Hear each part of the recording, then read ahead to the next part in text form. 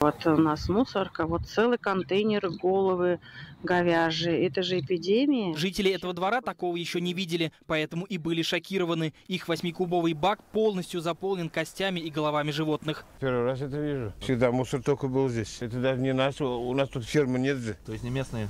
Да нет, откуда здесь местные? Тут столько скотин никто не держит. Чтобы не платить, вот сюда. Это частенько тут бывает.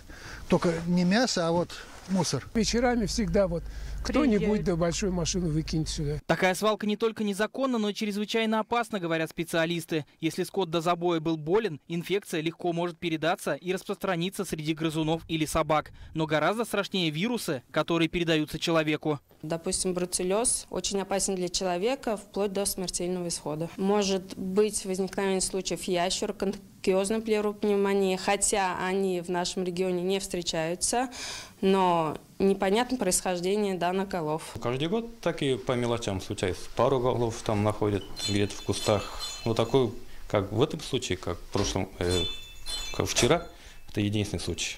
Это очень большой масштаб, удивительно даже. Администрация авиастроительного района совместно с Россельхознадзором и ветеринарной службой освободила контейнеры от говяжьих голов для утилизации на скотомогильнике и полностью обработала площадку дезинфицирующими средствами. Место находится в отдалении от загруженных трасс. Идеально для нарушителей, которые не хотят платить за утилизацию строительного мусора. На этот раз привлекло недобросовестных забойщиков крупнорогатого скота. Рядом с этим местом имеется несколько камер, и как раз они должны нам помочь в поимке этих людей. Их уже осматривали? Их передали в правоохранительные органы, этим занимается отдел авиастроительный совместно с прокуратурой. За несанкционированное складирование биологических отходов злоумышленников ждет штраф в размере 700 тысяч рублей. Сейчас идут поиски нарушителя. Мы следим за развитием темы. Иван Сарафанов, Владимир Гурьянов, Игорь Романов, Алмаз Зиадинов, ТНВ, Казань.